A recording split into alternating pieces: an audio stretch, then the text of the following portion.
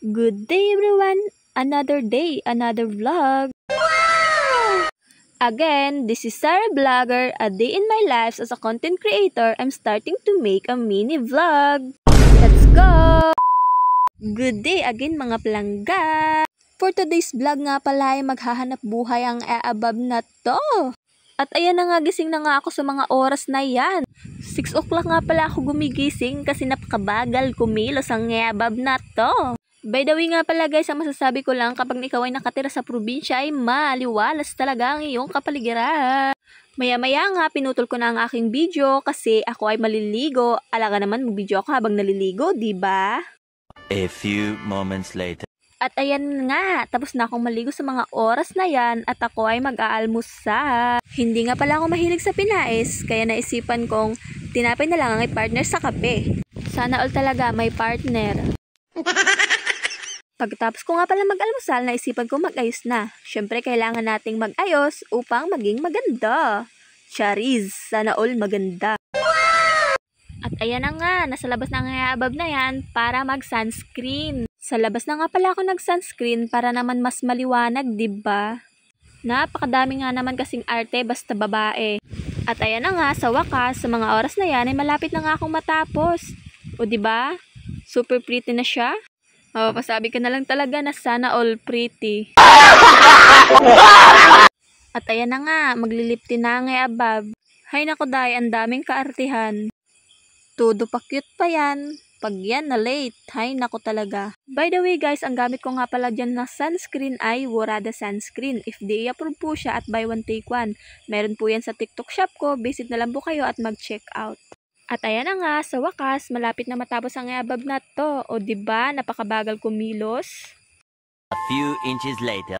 At ayan na nga, sa wakas, paalis na ang above na to. Naglalakad na siya papuntang kalsada. O diba, sipag maglakad.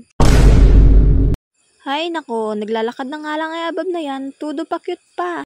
Pag yan nadaba, tanggal kagandahan yan. Chariz. At ayan na nga, malapit na ako sa kalsada. O diba, ang bilis kong maglakad. At ayan na nga, maya-maya nasa kalsada na ako.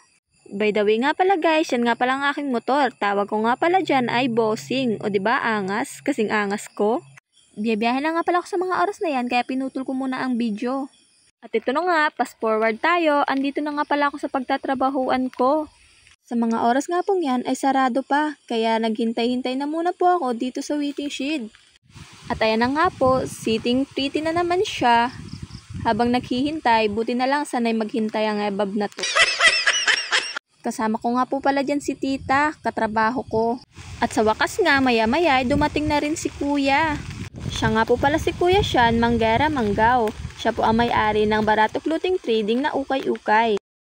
A few moments later. At ayan na nga, sa mga oras na yan, nagsisimula na kami magtrabaho. O diba, ang sisipag.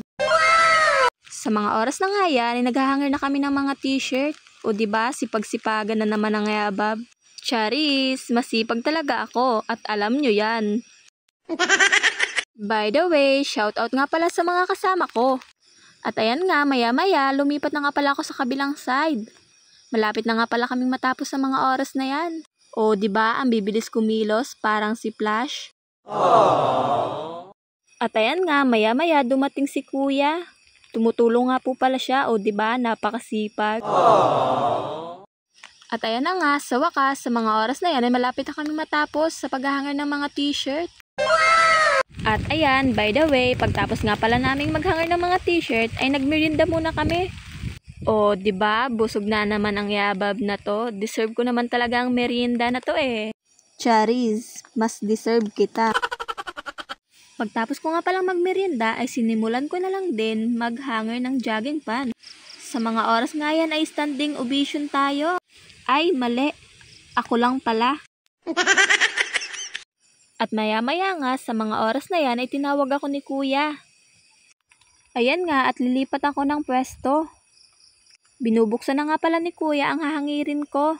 By the way nga pala, ang mga inahanger ko dyan ay mga pantulog. O, baka naman gusto nyong bumili ng mga pantulog. Itabi nyo naman ako kapag matutulog. Wala kasi akong katabi eh. Chariz! Emotional damage! At ayan na nga, fast forward, tapos na ako sa mga oras na yan. O, diba, astig, napakabilis. At maya-maya nga, sa mga oras na yan, pinuntahan ako ng kaibigan ko para kumuha nga raw ng medical certificate sa center. Kaya ayan, ang above, tumakas sa trabaho. Charis lang, nagpaalam naman ako, syempre. May nahagip nga pala sa kamera, o diba, cute? Sana all cute. Aww. Shoutout nga pala sa mga kaibigan ko, o diba, apaka-busy nila. Tumabon pa talaga ng mukha yung isa, nahiya pa. Hay nako. Inhale, exhale muna kasi kayo. Pero sa mga oras nga pa lang yan ay naiinis na ako. Kaya naisipan kong bumalik na lang muna sa trabaho. A few moments later. Ayan na nga, nakabalik na ang abab na to. Nagtutupi nga pala ako ng mga kumot dyan. O diba, napakasipag talaga. At syempre, hindi ko na pinatagal at ayan na, tinapos ko na. O diba, napakabilis para talagang si Flash. Pagtapos ko nga palang tupiin ng mga kumot, binigyan na nga pala kami ni Kuya ng pangkain. O diba, mabubusog na naman ang abab na to. Pero sa kasamaang palad, imbis kumain ay bumalik dito sa center para makuha ang medical certificate. O diba, kung hindi ka ba naman si tanga. Emotional damage! At syempre maya-maya rin ay nakuha ko na din ang kailangan ko. Kaya ayan, bumalik na naman ako sa trabaho at tinulungan ko na lang si tita na magtupi ng mga towel. O diba? Apakabilis naman kumilos ng abab na to. Hay nako. At yan nga, maya-maya hindi na kami nag-aksaya ng oras at natapos na rin namin. At yan na nga, fast forward, pagkatapos nga pala naming tupi ng mga towel ay andyan na naman ang abab na to. Standing ovation na naman siya. Ang ginagawa ko nga pala sa mga oras na yan ay hinahanger ang mga pillowcase. O diba, English pa. At syempre, dahil nga mabilis ako, ay tinapos ko na agad-agad yan. O diba, apakabilis. By the way, 50 pesos nga lang pala ang mga pillowcase namin, kaya punta na kayo at bumili. At ayan na nga, fast forward, sipag-sipagan na ang abab na yan. O diba, napakasipag talaga. Sa mga oras kasing yan ay tapos na kami at kailangan na naming maglinis. O diba? Nangangamoy uuwi ng maaga. At ayan na nga, finally, natapos na rin kami. Bago nga pala kami umuwi, ay nagpabili muna si Kuya ng merienda. O, diba? Merienda na naman ulit ang abab na to. Wow! Mga oras nga yan ay hinihintay namin ang merienda. At syempre, maya-maya rin ay dumating na. O, diba? Uuwing busog, uuwi pang may pera. O, diba? Astig talaga. At yan na nga, finally, pauwi na ang abab na to.